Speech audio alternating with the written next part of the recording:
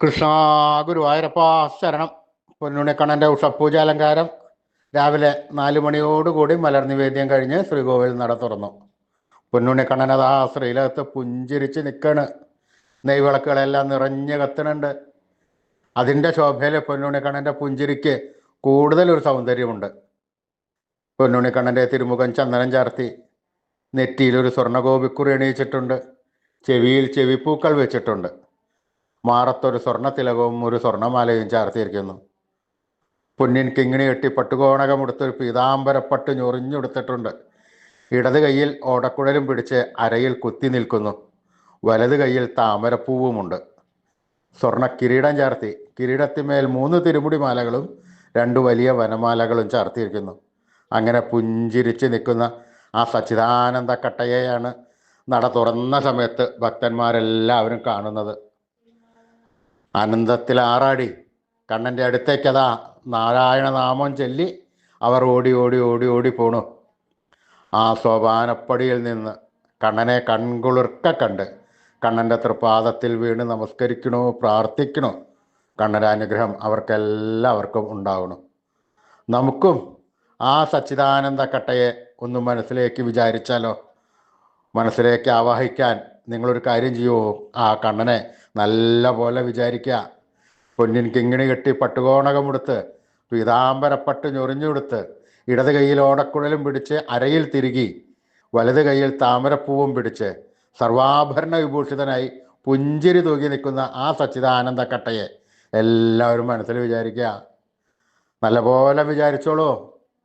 പൊന്നുണ്ണിക്കണ്ണൻ അതാ നമ്മുടെ മനസ്സിൻ്റെ ഉള്ളിലേക്ക് അതാ കയറി വരും. പൊന്നുണ്ണിക്കണ്ണൻ കയറി വരും. ആ കയറി വന്നു കഴിഞ്ഞാൽ ആ പൊന്നുണ്ണിക്കണ്ണനെ അവിടെ പിടിച്ചു വയ്ക്കുക, കെട്ടിപ്പിടിക്കുക, അവിടെ പ്രതിഷ്ഠിക്കുക. ആ കണ്ണനുമായി കുറച്ച് നേരം സംവദിച്ച് ആ കണ്ണനെ ഒന്ന് കൊഞ്ചിച്ച് ഒന്ന് ലാളിച്ച് ഒരു മുത്തം കൊടുത്ത് ആ കണ്ണൻ്റെ തൃപാദത്തിൽ വീണ് നമസ്കരിക്കുക, പ്രാർത്ഥിക്കുക. കണ്ണൻ്റെ അനുഗ്രഹം നമുക്കെല്ലാവർക്കും ഉണ്ടാവും. എല്ലാവരും നാമം ചൊല്ലിക്കോളൂ. നാരായണ നാരായണ നാരായണ. സ്നേഹത്തോടു കൂടി കണ്ണനെ വിളിക്കുക. വിശ്വാസത്തോടുകൂടി ഭക്തിയോടുകൂടി കണ്ണൻ്റെ തിരുനാമങ്ങൾ ചെല്ലുക. എപ്പോഴും എപ്പോഴും ഉറക്കെ ചെല്ലുക. ആ കണ്ണൻ നമ്മളെ വിട്ടു പോവില്ല. പിന്നെ ഭക്തവത്സലനാണ് കണ്ണൻ. ആ കണ്ണൻ നമ്മൾ കൊടുത്ത സ്നേഹത്തിനേക്കാൾ കൂടുതൽ സ്നേഹം നമുക്ക് തിരിച്ചു തരും. കണ്ണൻ നമ്മുടെ അടുത്തേക്ക് ഓടി വരും, നമ്മുടെ ഒക്കത്ത് കയറിയിരിക്കും, നമുക്കൊരു മുത്തം തരും, നമ്മളെ കെട്ടിപ്പിടിക്കും. എന്നിട്ട് വേണ്ട സമയത്ത് വേണ്ടതെല്ലാം വാരിക്കോരി തന്ന് കണ്ണൻ നമ്മളെ അനുഗ്രഹിക്കും.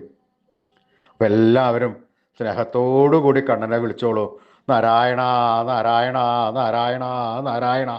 കൃഷ്ണായ വാസുദേവായ ഹരേ പരമാത്മനെ പ്രണതക്ലേശനാശായ ഗോവിന്ദായ നമോ നമഃ. കൃഷ്ണായ വാസുദേവായ ഹരേ പരമാത്മനെ പ്രണതക്ലേശനാശായ ഗോവിന്ദായ നമോ നമഃ.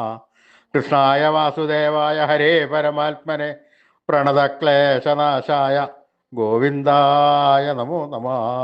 അച്യുതാനന്ദ ഗോവിന്ദ അച്യുതാനന്ദ ഗോവിന്ദ. ഈ നാമത്രയ മന്ത്രം എല്ലാവരും ദിവസേന ഉപാസിക്കുക. നിത്യം ഉപാസിച്ചു കഴിഞ്ഞാൽ നമുക്ക് ആയുരാരോഗ്യ സൗഖ്യം, സർവ്വസമ്പൽ സമൃദ്ധി, സർവ്വ ഐശ്വര്യം, സന്തതി പരമ്പരകൾക്കെല്ലാം ശ്രേയസ് ഉണ്ടാവുന്നതാണ്. ഋഷീശ്വരന്മാർ തലമുറകൾ കൈമാറി തന്ന ഈ അമൂല്യ നിധിയാണ് ഈ മന്ത്രം. അത് നമ്മൾ ദിവസേന ഉപാസിക്കുക, ദിവസേന ജപിക്കുക. ഈ കലികാലത്ത് ജപിക്കുവാൻ പറ്റിയ ഒരു ഉത്തമ മന്ത്രം കൂടിയാണ്. അതുകൊണ്ട് ആരും ഉപേക്ഷ വിചാരിക്കേണ്ട, ദിവസേന ഉപാസിച്ചോളൂ നാമത്രയ മന്ത്രം. അച്യുതാനന്ദ ഗോവിന്ദ അച്യുതാനന്ദ ഗോവിന്ദ അച്യുതാനന്ദ ഗോവിന്ദ.